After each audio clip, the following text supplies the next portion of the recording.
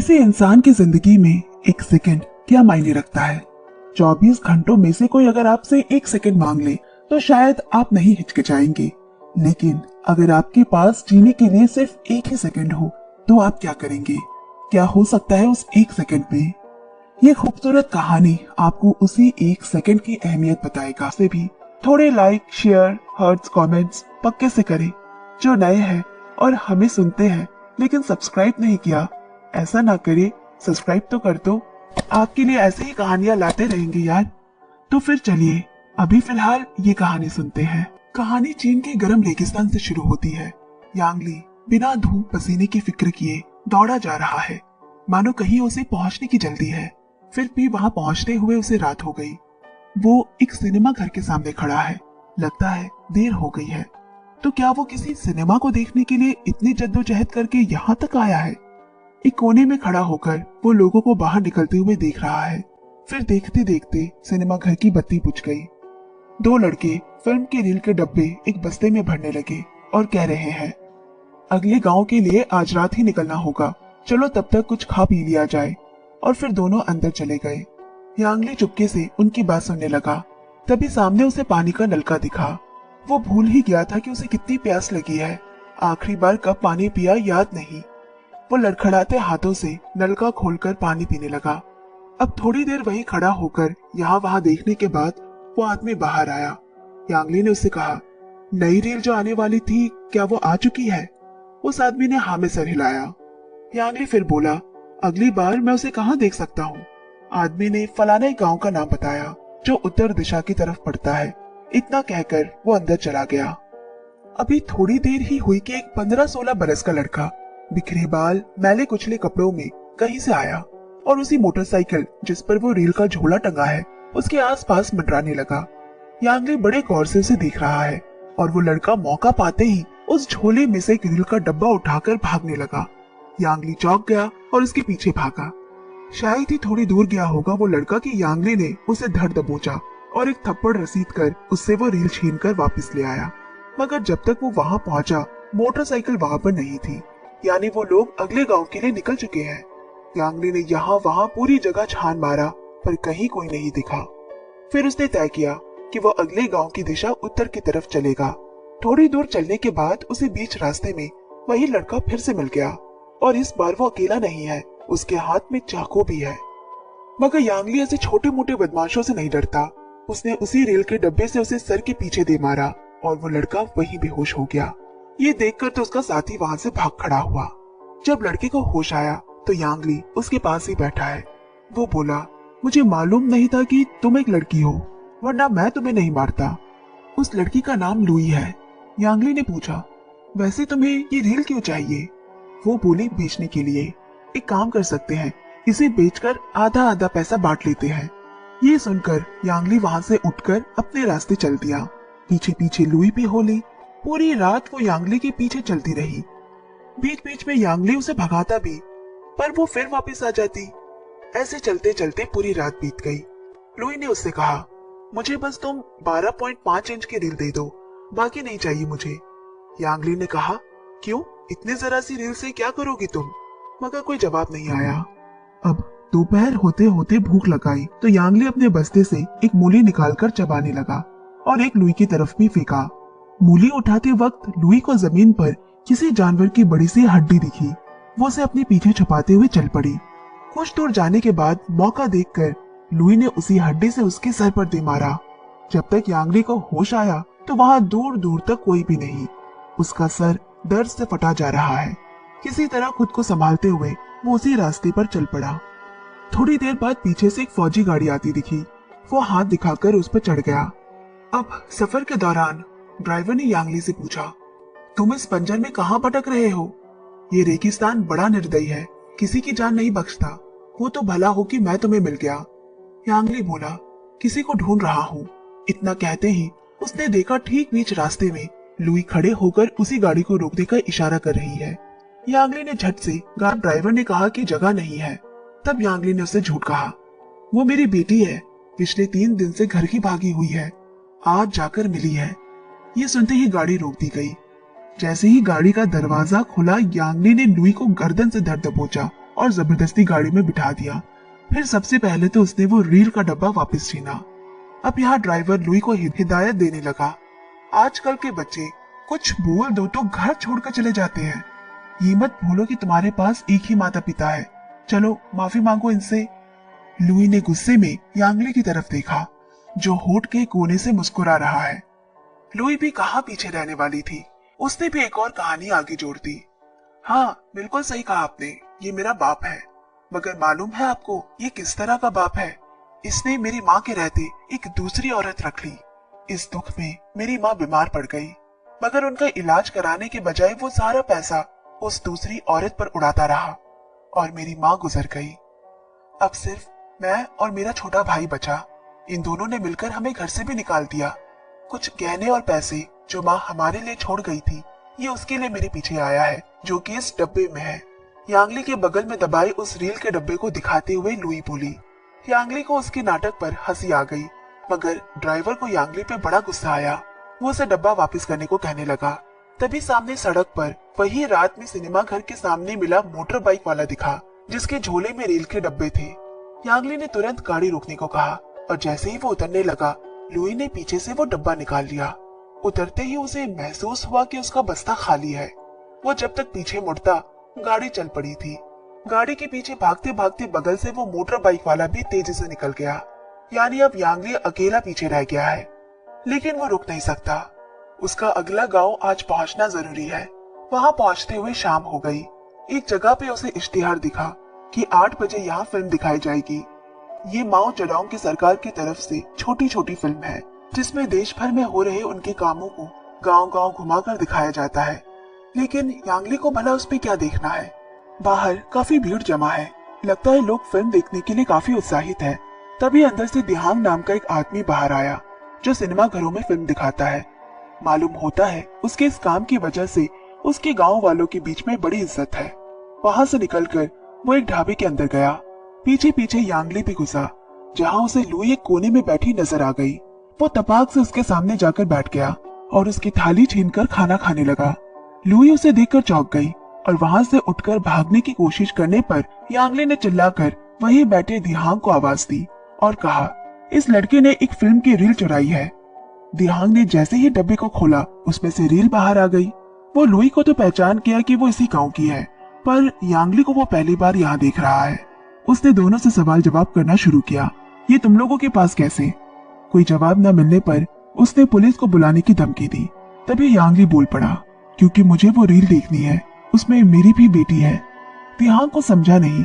फिर यांगली बोला, मैंने अपनी बेटी को कई सालों से नहीं देखा। फिर मुझे लोगों के खत आए कि नई खबर वाले फिल्म रील में मेरी बेटी की एक झलक है, जो छात्र यूनियन की तरफ से सरकार दल को मदद पहुंचाने गई थी। इसीलिए मैं यहाँ आया हूँ। तभी बाहर से शोरगुल की आवाज आने लगी। जाकर देखा तो सत्यानाश हो चुका है। रील के डब्बे जिस मोटरसाइकिल में आ रहे थे, वो रास्ते में ही खराब हो गई। तो उन्होंने एक बैलगाड़ी पे डब्बों को रखकर गांव भिजवाने का बंदोबस्त किया, मगर रास्ते में उनमें से कई डब्बे गिरकर रील्स आपस में उलझकर जमीन पे घसीट खाते हुए पड़ी है। इस हालत में फिल्म कैसे दिखाई जा सकती है? वहां खड़े सभी गांव वाले निराश हो गए। यांगली बेचैन हो उठा कि अब वो अपनी बेटी को कैसे देखेगा। उसने कहा, क्यों ना हम सब मिलकर इन रील्स को साफ करने की कोशिश करें?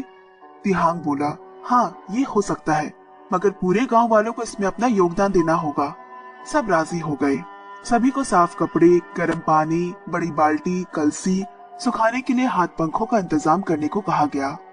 तभी यांगली ने अचानक दूर से देखा कि लुई रास्ते में पड़ा एक गुच्छा रील लेकर कहीं जा रही है। दौड़कर यांगली उसे रोकते हुए बोला, ये मुझे वापस करो।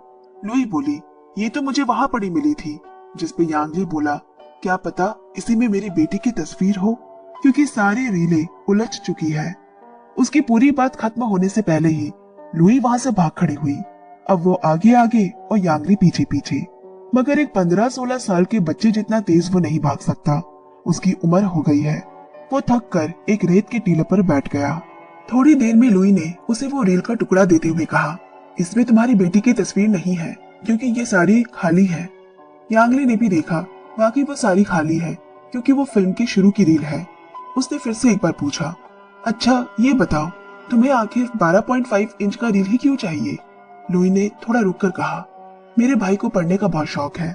रात को भी वो कम रोशनी में पढ़ने की कोशिश करता है। इसीलिए मैंने किराए में उसके लिए एक टेबल लैंप मंगवाया जो कि रील के डिजाइन से बनी थी। मेरे भाई को वो बहुत पसंद भी था, मगर एक दिन उसमें गलती से आग लग गई। अब किराए पे देने वाले उसे वापस मांग रहे हैं और मुझे रोज परेशान करते हैं। इसलिए मुझे वैसा ही टेबल लैंप बनाने के लिए एक रील की जरूरत है। यांगली ने पूछा, तुम्हारे भाई के अलावा और कोई नहीं तुम्हारे साथ? तो मतलब उस वक्त ट्रक में तुमने जो कुछ कहा था वो सब सच था? लुई की आंखें नम हो गई। यांगली ने दोनों भाई बहनों का नाम पूछा और कहा, आज रात के शो के बाद मैं तुम्हारी मदद करूंगा, तब तक दोबारा से कोई गड़बड़ी मत करना। और वहां से चला गया। वहां सिनेमा घर में लोग धूल मिट्टी में उलझ चुकी रील को साफ करने की कोशिश कर रहे हैं। यांगली ने दिहांग के पास जाकर कहा, मुझे रील से तस्वीर बनाने का काम आता है। दिहांग बड़ा खुश होकर उसे ये काम दे दिया। थोड़ी देर बाद वापस लुई को यांगली उन्हीं लोगों की भीड़ में पाता है। इस दफा उसने उसे पकड़कर बाहर करते हुए कहा, चुपचाप यहाँ से चली जाओ, मुझे तुम रील के आसपास भी नहीं दिखनी चाहिए। गुस्से में लुई पैर पटकते हुए वहां से चली गई। अब की बार यांगली ने उसका घर तक पीछा किया और देखा कि वो झूठ नहीं बोल रही थी। वाकई में उसका एक छोटा भाई है और वो बहुत ही गरीबी में जी रहे हैं। यांगली ने उससे कहा, अगली बार वो लोग उस टेबल लैंप के लिए दोबारा परेशान करे तो मुझे आकर बताना। यहाँ सिनेमा घर में लोगों की भीड़ उमड़ती जा रही है। लोग फिल्म देखने के लिए बेताब है। यहाँ यांगली दिहांग के साथ रील को लपेटने में मदद कर रहा है कि तभी उसकी नजर यांगली के बस्ते से बाहर झांक रही उस खाली रील पर पड़ी जो उसने लुई से ली थी। दिहांग झट से बोला, अरे इसे तो मैं कब से ढूंढ रहा था, तुम तो चोर निकले, मैं अभी तुम्हें पुलिस के हवाले करता हूँ। यांगली डर गया और उसे ऐसा करने से मना करने लगा, मगर किसी भी तरह से जब वो नहीं माना, मजबूरन यांगली एक चाकू निकालकर उसे डराने लगा। मैं यहाँ जेल तोड़कर सिर्फ इसीलिए आया हूँ ताकि अपनी बेटी की एक झलक देख सकूं और कोई मुझसे ये मौका नहीं छीन सकता। अगली बार ये रील न जाने देश के किस कोने में कहाँ भेज दी जाएगी। ये मेरे पास आखिरी मौका है मेरी बेटी को देखने का।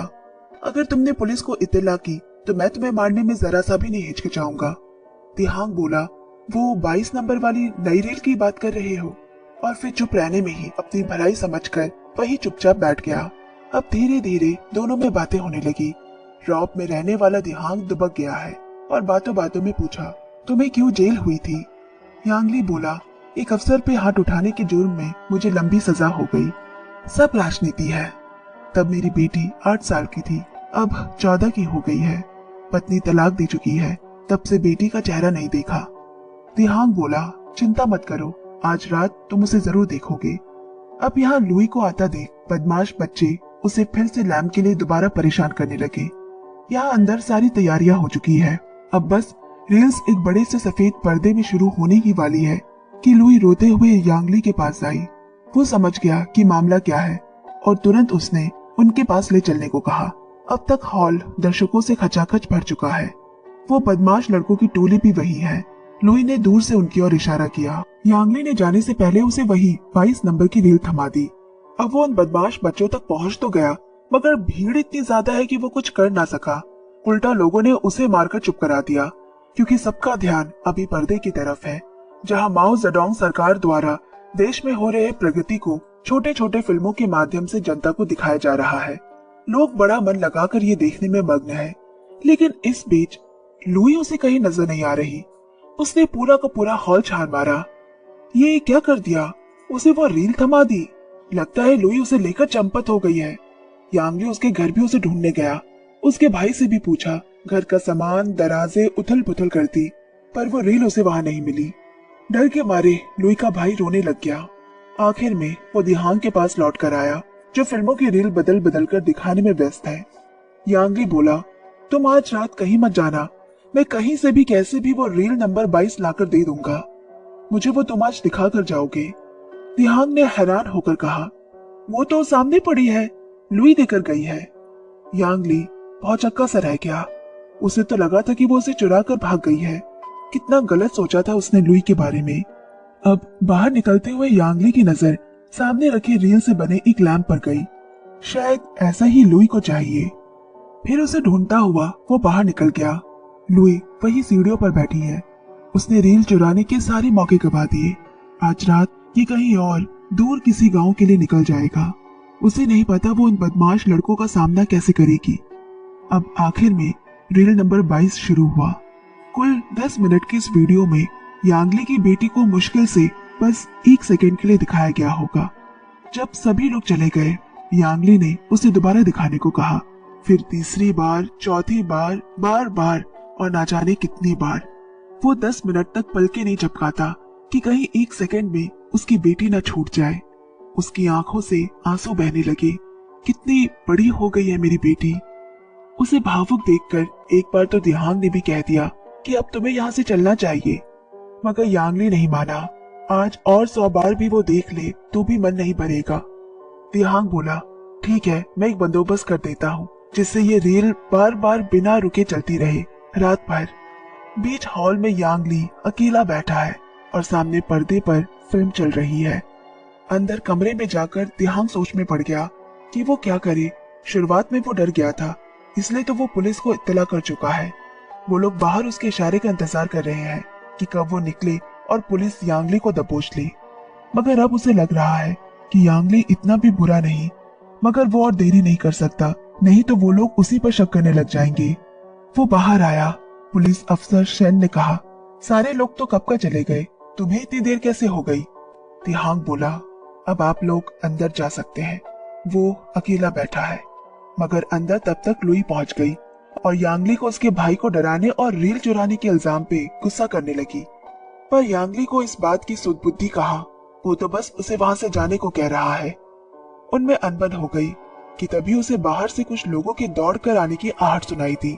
उसने आओ देखा ना ताओ, बस एक सांस में दूसरे दरवाजे से बाहर भाग गया और लुई अंदर ही रह गई। हॉल में अंधेरा होने की वजह से पुलिस उसे जेल से भागा हुआ यांगली समझ बैठी और उस पर लात घूंसे बरसाने लगी।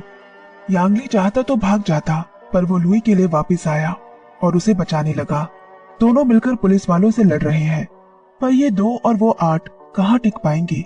उन्होंने दोनों को बांध दिया और बाकी की फिल्म वो सभी वहीं बैठकर देखने लगे। इस फिल्म में आगे सेना में भर्ती एक बेटी को सालों बाद अपने पिता से मिलने का मौका मिला। वहीं नीचे बैठे देख रहे लुई और यांगली भी इस दृश्य को देखकर भावुक हो गए। उनकी भी क्या किस्मत है। एक तरफ यांगली अपनी 14 साल की बेटी को देखना चाहता है और दूसरी तरफ लुई जो अनाथ है। अब सुबह निकलने से पहले जब वो सारे लोग खाने पीने में व्यस्त थे, दिहांग यांगली के पास गया जिसे अभी तक बांध कर रखा गया है। उसने उससे पकड़वाने के लिए माफी मांगी और उसकी जेब में एक मुड़ा हुआ कागज भर दिया। कहा, इसे अकेले में खोलना, तुम इसे देखकर मुझे शुक्रिया कहोगे। यांगली ने भी जाने से पहले उससे कान में एक काम करने को कहा। अब वो लोग यांगली का हाथ बांधकर उसे वापस जेल ले जा रहे हैं कि तभी दूर से उसे लुई की आवाज सुनाई थी। उसके हाथ में एक रील से बना लैंप है, जैसा उसे चाहिए था उन बदमाश लड़कों को लौटाने के लिए। ये दरअसल वही लैंप है जो एक बार यांगली को दिहांग के कमरे में दिखा था और आखिर में जाते वक्त वो उसे इसी को लुई को देने की बात कहकर गया था। लुई उसे हाथ हिलाकर शुक्रिया कह रही है। तभी उनमें से एक आदमी ने कहा, तेरे बाई जेब में मैंने उस दिहांग को कुछ रखते हुए देखा था। जबरदस्ती हाथ डालने पे उन्हें कागज में लिपटी एक तस्वीर का रील मिला। यांगली देखकर चौंक गया। तो ये रखा था दिहांग ने उसकी जेब में। वो चिल्लाने लगा, वो मेरी बेटी है, मुझे लौटा दो। मगर उन लोगों ने मजाक उड़ाते हुए उसे वही रेत में फेंक दिया और जबरदस्ती यांगली को घसीटते हुए वहां से ले गए। अच्छा, इस घटना को 2 साल गुजर गए। नई सरकार के आने से कानून प्रणाली में सुधार की वजह से यांगली की सजा कम कर दी गई, क्योंकि उसका जुर्म उतना बड़ा नहीं था। छूटते ही वो सबसे पहले लुई के गांव गया। वहां भी अनाथ बच्चों की जिम्मेदारी के लिए संस्थाएं बनाए गए हैं। लुई अब पहले जैसी नहीं रहती। 2 चोटी बनाए लाल कपड़ों में तो अचानक दूर से उनमें धक्का मुक्की देखते हुए लुई उस तरफ भागी। मगर जब तक वो वहां पहुंची, उसे जमीन पर एक अखबार के कागज के टुकड़े के सिवा कुछ नहीं दिखा। तस्वीर रेत में धंस चुकी थी। उसे समझ नहीं आया कि इस कागज के लिए यांगली इतना गुस्सा क्यों कर रहा था। उसने जोर से वो कागज हिलाकर यांगली को दिखाने की कोशिश की, पर यांगली इतनी दूर से उसे कुछ न कह पाया। वो उसे पहचान ही नहीं पाया। थोड़ी बड़ी हो गई है, शायद उसकी बेटी भी वैसी ही लगती होगी। फिर लुई को उस दिन की बात याद आई और वो उसे वही अखबार का टुकड़ा थमाती है। एक बार के लिए तो यांगली को लगा कि कहीं उसमें उसकी बेटे की वही तस्वीर तो नहीं है, मगर वो खाली है। फिर लुई उसे उसी जगह पर ले गई जहाँ 2 साल पहले वो तस्वीर खोई थी। उन्होंने यहाँ वहां ढूंढने की बहुत कोशिश भी की, पर अब वो वहां कहाँ मिलेगा। इसके बावजूद दोनों के चेहरे पर एक सुकून भरी मुस्कान है। शायद ये मुस्कान बता रही है कि उनकी तलाश खत्म हो चुकी है। उनके खाली एहसास को भरने के लिए अब कोई उनकी जिंदगियों में आ चुका है। बस नजर उठाकर देखने की जरूरत है। कई दफा ऐसा होता है कि जिसे हम ढूंढने में मग्न होते हैं वो हमारे पास ही होता है, बस हम उसे उस नजर से देख नहीं पाते।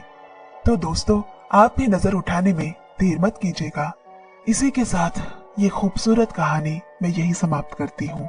धन्यवाद। कहानी अगर आपको पसंद आए तो लाइक शेयर कमेंट पक्के से करें। सुनते रहिए, सुनाते रहिए। Movie strike. Love you, take care and bye bye.